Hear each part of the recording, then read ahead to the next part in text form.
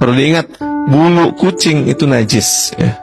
Bulu kucing itu najis kalau dia rontok.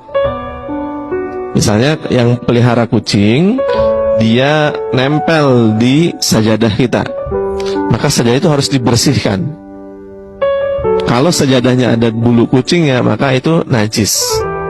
Sholatnya bisa tidak sah. Tapi bagaimana kalau sedikit bulu kucingnya? Kalau sedikit termasuk najis yang dima'fu, yang dimaafkan oleh syara.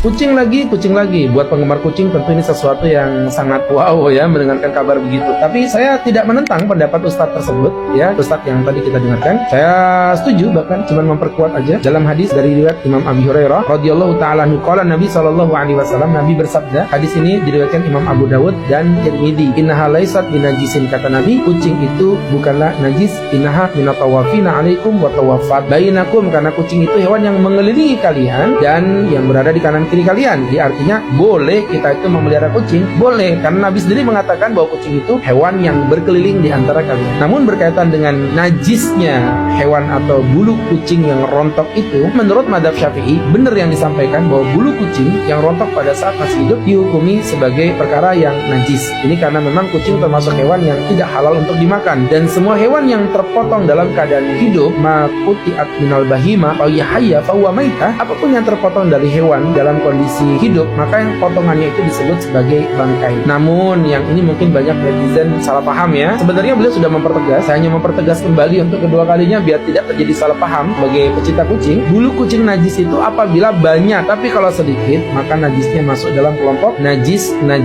yang ma'fu ya. Hal itu termaktub misalnya contoh dalam kitab Hasyiatul Bajuri juz yang kedua halaman 290. Di sini kami temukan ada kata-kata begini nih, kata beliau, wa kharaja bil ma'kul, dan keluar dari perkara yang hewan yang boleh dimakan, berarti maksudnya hewan yang tidak boleh dimakan, kal himar, seperti keledai, wal hirrah, dan seperti kucing, fasya'ruhu najisun, maka bulunya adalah najis, lakin yu'fa, tetapi dimaafkan, angkolilihi, apabila jumlahnya sedikit, wa an katiri fi haqqi manubtiliya bihi, dan bahkan jika jumlahnya banyak apabila dia hidup di suatu komunitas yang memang akan menyusahkan dia untuk menghindari daripada bulu-bulu kucing. Jadi kenajisan bulu kucing ini tidak mutlak ya, jangan salah paham teman-teman pecinta kucing. Kenajisannya berbatas apabila memang bulunya sedikit maka dimaafkan, atau bulunya banyak dan dia bertempat di tempat yang memang jumlah kucing di tempatnya cukup banyak dan akan susah untuk dihindarkan. Kuda-kuda cerdas berpikir.